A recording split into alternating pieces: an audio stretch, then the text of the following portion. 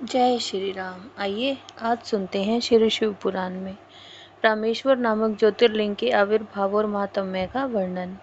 सूत जी कहते हैं, ऋषियों, मैं यहाँ बता रहा हूँ रामेश्वर नामक ज्योतिर्लिंग पहले किस प्रकार प्रकट हुआ। इस प्रसंग को तुम आदरपूर्वक सुनो।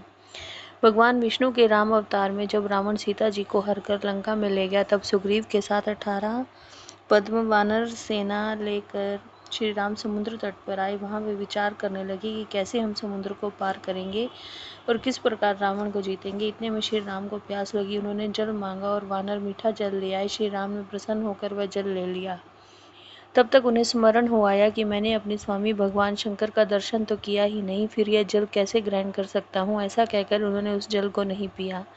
जल रख देने के पश्चात रघुनंदन ने पार्थिव पूजन किया। वाहन आदि 16 उपचारों को प्रस्तुत करके विधि पूर्वक बड़े प्रेम से शंकर जी की अर्चना की।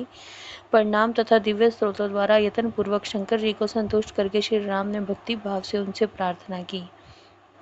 श्री राम बोले, उत्तम व्रत का पालन करने वाले मेरे स्वामी देव महेश्वर, आपको मेरी सहायता करनी चाहिए। आपके सहयोग के बिना मेरे कार्य की सिद्धि अत्यंत कठिन है। रावण भी आपका ही भक्त है, वह आपके लिए सर्वथा दुर्जय है, परंतु आपके दिए हुए वरदान से वह सदा दर्प में भरा रहता है। वह त्रिभुवन विजयी महावीर है। इधर मैं भी आपका दास हूँ, सर्वथा आपके अधीन रहने वाला हूँ सदाशिव। यह विचार कर आपको मेरे प्रति पक्षपात करना चाहिए।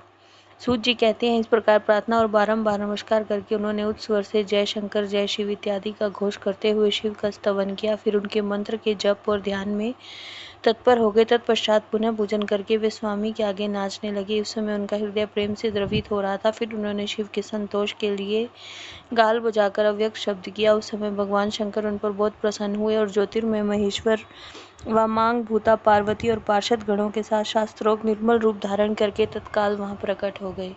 श्री राम की भक्ति से संतुष्ट चित्त होकर महेश्वर ने उनसे कहा, श्री राम, तुम्हारा कल्याण हो, वर मांगो। उस समय उनका रूप देखकर वहां उपस्थित हुए सभी लोग पवित्र हो गए। शिव धर्मपरायण श्री राम जी ने स्वयं उनका पूजन किया। फिर भांति भांति की स्तुति व प्रणाम करके उन्होंने भगवान शिव से लंका में रावण के साथ होने वाले युद्ध में अपने लिए विजय की प्रार्थना की। तब राम भक्ति से प्रसन्न हुए महेश्वर ने कहा, महाराज, तुम्हारी जय हो। भगवान शिव के दिए हुए विजय सूचक वर व युद्ध की आज्ञा को पाकर श्री राम ने नतमस्तक को हाथ जोड़कर उनसे पुनः प्रार्थना की।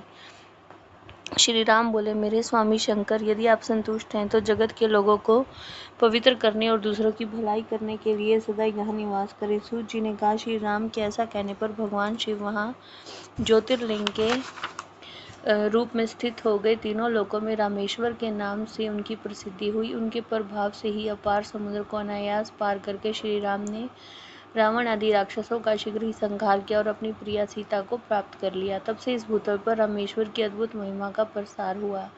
भगवान रामेश्वर सदा भोग और मोक्ष देने वाले और भक्तों की इच्छा पूर्ण करने वाले हैं। जो दिव्य गंगा जल से रामेश्वर शिव को भक्ति पूर्वक स्नान कराता है, वह जीवन मुक्त ही है। इस संसार में देव दुर्लभ समस्त भोगों का उपभोग करके अंत में उत्तम ज्ञान पाकर वह निश्चय ही कैवल्य मोक्ष को प्राप्त कर लेता है। इस प्रकार मैंने तुम लोगों से भगवान शिव के रामेश्वर नामक दिव्य ज्योतिर्लिंग का वर्णन किया, जो अपनी महिमा सुनने वालों के समस्त पापों का अपहरण करने वाला है। जय श्री राम।